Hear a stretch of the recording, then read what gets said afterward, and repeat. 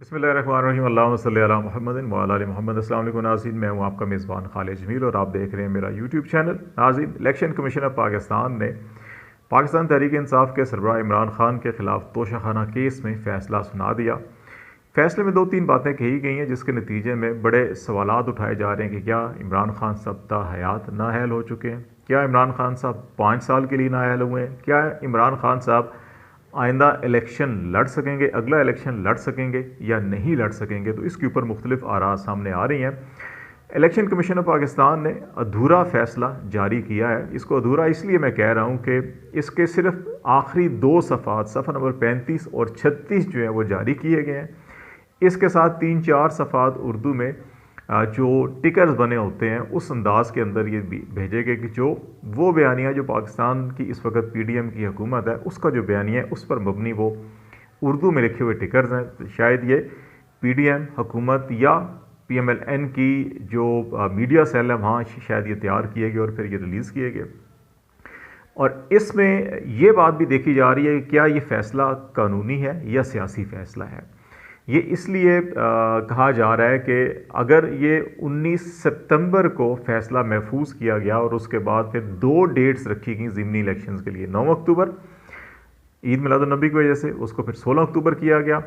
ज़िमनी election का इंतज़ार किया गया, ज़िमनी इलेक्शन हुए, इमरान खान तमाम नशिस्तों पर मासवाई एक कराची के कामयाब हुए। उनकी कामयाबी के बाद फिर सुप्रीम कोर्ट में तौहीन अदालत का एक दरख्वास्त दायर की गई इमरान खान के ख़िलाफ़,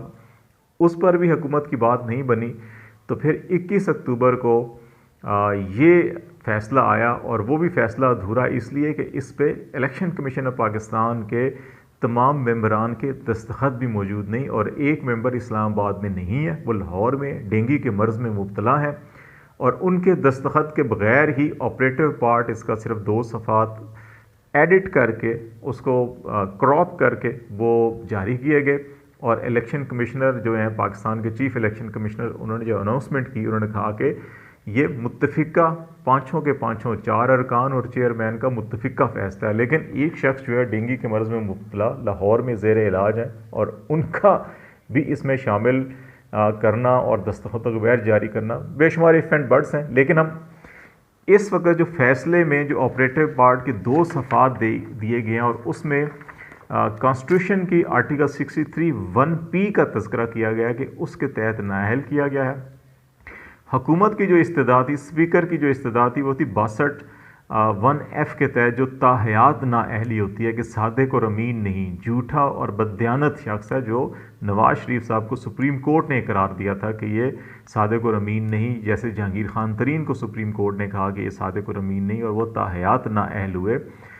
स्पीकर नेशनल असम्बली ने भी इमरान खान के लिए यही रिक्वेस्ट की थी और जो रेफरेंस था वो भी यही था कि इनको 62(1)F के तहत नाअहल किया जाए, लेकिन इलेक्शन कमीशन ऑफ पाकिस्तान ने इस मौक़िफ़ को मुस्तरद किया। 63(1)F के तहत जो है वो सिर्फ फिल वक्त फॉर टाइम बीइंग जो है रुकनीत से महरूम किया जाता है। तो इसका मतलब ये हुआ कि इस वक्त उनको रुकनीत से महरूम किया गया। अब अगला इलेक्शन जब भी होगा वो इलेक्शन लड़ सकेंगे, इसकी ये तशरीह की जाती है। जो कॉन्स्टिट्यूशनल एक्सपर्ट्स हैं वो ये करते हैं। ताहम अब ये मामला कोर्ट में जाएगा, कोर्ट ये फैसला करेगी कि या इसके तहत नाअहली जो है कि वो for time being one time है उसी असम्बली की मुद्दत तक के लिए, या सिर्फ फॉर टाइम बीइंग जो है कि वो उस वक्त उसको रुकनीत से हटा दिया जाए और फिर दोबारा इलेक्शन हो तो 1 महीने बाद 2 महीने बाद दोबारा लड़ सकें। तो इसकी तो तशरीह तलब है, लेकिन ये जो मामला है फॉर टाइम बीइंग वाला, ये जो कॉन्स्टिट्यूशनल एक्सपर्ट्स हैं वो कहते हैं ये 5 साल 10 साल या ताहयात के ज़ुमरे में बिल्कुल नहीं आता। तो इसलिए इमरान खान साहब के बारे में कहा जा रहा है कि ये अधूरा फ़ैसला हुआ, जल्दबाजी में हुआ, लेकिन इसमें इमरान खान को फ़ायदा भी ये हुआ कि वो ताहयात नाअहल नहीं हुए और अब इलेक्शन जब भी अनाउंस होते हैं, इवन ज़िमनी इलेक्शन या जनरल इलेक्शन, उसमें इमरान खान साहब इलेक्शन लड़ सकते हैं। नंबर 1। नंबर 2, ये कानूनी फ़ैसला है या सियासी फ़ैसला है। कानूनी फ़ैसले में अगर देखा जाए तो इसमें इलेक्शन एक्ट 2017 जो है वो मैटर करता है, जिसकी 3-4 जो सेक्शन हैं वो बड़े इंपॉर्टेंट है और इस फैसले के अंदर भी उनका तज़किरा किया गया और उनमें 137 है, 166 है, 173 और 174 और इस फैसले में भी इन्हीं दफ़ात का जिक्र किया गया। उन दफ़ात को भी हम देखेंगे कि उनके अंदर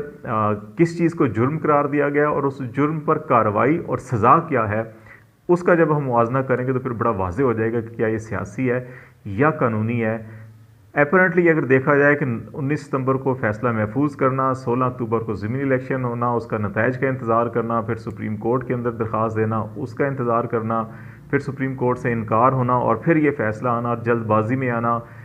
एक मेंबर के दस्तखत ना होना, अधूरा फ़ैसला जारी करना,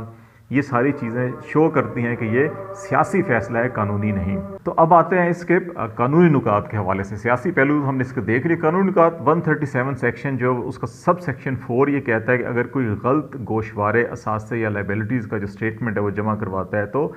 जमा करवाने की तारीख के 120 दिन के अंदर अंदर इलेक्शन कमीशन ऑफ पाकिस्तान उसकी स्क्रूटनी या उसके ऊपर कार्रवाई करेगा। तो ये 2018-19 का मामला और अभी ये किया जा रहा है। तो 120 दिन के अंदर अगर स्क्रूटनी नहीं की जाती तो फिर ये तसव्वुर कर लिया जाएगा कि वो स्क्रूटनी हो गई है और काबिल कबूल वो दस्तावेज़ात हैं और काबिल कबूल दस्तावेज़ात हैं, तो फिर उसके बाद अब कार्रवाई का क्या जवाब बनता है। फिर 167 जो है वो करप्ट प्रैक्टिसेस की डेफिनेशन करता है और 173 डी जो है उसके अंदर ये बताया गया है जी कि जो फॉल्स डिक्लेरेशन या जो स्टेटमेंट है, स्टेटमेंट ऑफ एसेट्स और लाइबिलिटीज़ जो हैं वो क्या हैं, और उसमें आता है जी with regard to payment of loans, taxes,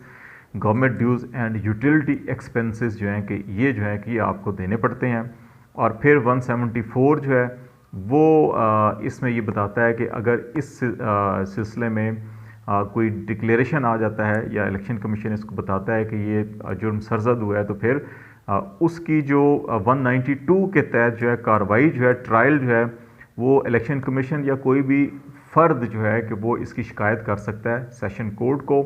और उसमें जो है कि अगर ये जुर्म साबित हो जाता है तो फिर 174 सेक्शन के तहत 3 साल कैद और 1 लाख रुपए जुर्माना या दोनों सज़ाएँ जो हैं वो दी जा सकती हैं। 3 साल तक या 1 लाख तक जुर्माना या दोनों सज़ाएँ दी जा सकती हैं। और अगर ये इलेक्शन कमीशन के अलावा कोई और फ़र्द शिकायत करता है इस किस्म की और वो साबित नहीं होती सेशन कोर्ट के अंदर, तो फिर उस फ़र्द को, झूठी शिकायत करने वाले को 6 माह तक कैद और 50,000 रुपये तक जुर्माना या दोनों सज़ाएँ हो सकती हैं। तो ये इसकी लीगल जो है साइड है। अब इस सारी सिचुएशन के अंदर अगर हम देखें तो ये चीज़ें बड़ी वज़ाहत से कही जा सकती हैं कि इस फैसले के अंदर कानूनी नुकात को देखते हुए, कॉन्स्टिट्यूशनल नुकात को देखते हुए इलेक्शन कमीशन ने शायद अपनी कुछ डोमेन से एक्सेस जो है कि उससे ऊपर गया है और नामुकम्मल, अधूरा कमीशन, अधूरा फ़ैसला जल्दबाजी में जारी करना, इससे लगता ही है कि फ़ैसला कानूनी कम और सियासी ज़्यादा लगता है और एक ख़ास मखसूस सियासी बहनियों को सपोर्ट करने के लिए जल्दबाजी में फ़ैसला दिया गया। दूसरा अहम मामला जिस पर हम बात करना चाहते हैं वो जनरल कमर जावेद बाजवा का एक बड़ा ऐलान है। नेशनल डिफेंस यूनिवर्सिटी में नेशनल सिक्योरिटी वर्कशॉप के शुरका से उन्होंने खिताब किया, सवाल जवाब की नशिस्त भी हुई। उसमें जो शुरका थे उनमें से कुछ लोगों का ये बताना है कि उनसे भी इस मौजूदा सियासी सूरत हाल और मौजूदा सूरत हाल के हवाले से सवालात और जवाबात भी हुए और उसमें भी जनरल कमर जावेद बाजवा ने एक बार फिर ये बड़ी वजाहत के साथ ऐलान किया कि वो 5 हफ्ते के बाद जो है कि वो रिटायर हो रहे हैं, सबकदोश हो रहे हैं, वो मनसब छोड़ कर जा रहे हैं, नया आर्मी चीफ जो है कि वो संभालेगा। और आर्मी ने एज ए इंस्टीट्यूशन ये फ़ैसला किया है कि वो कोई सियासी किरदार अदा नहीं करेंगे। ये नेशनल डिफेंस यूनिवर्सिटी में उन्होंने नेशनल सिक्योरिटी वर्कशॉप के शुरका से जो है कि वो गुफ्तगू में सवाल जवाब की नशिस्त में कहा। तो लेट्स सी कि 5 हफ्ते भी ज़्यादा दूर नहीं है। उससे पहले PTI जो है कि इस वक्त जो मौजूदा सूरत हाल है, मुल्क भर में मुजाहरे हो रहे हैं, शाहराएँ और मोटरवेज जो हैं वो बंद की गई हैं और ऐसी सूरत हाल के अंदर PTI बनी गाला के अंदर इजलास के ऊपर इजलास हो रहे हैं। 7 बजे इजलास होगा, रात 10 बजे इजलास होगा और उसके बाद तवक्को की जा रही है कि इमरान खान जो है कि सारी सूरत हाल के अंदर नेक्स्ट लाए अमल भी ऐलान करेंगे। फ़िलहाल खालिद जमील को इजाज़त दीजिए। अल्लाह हाफिज़।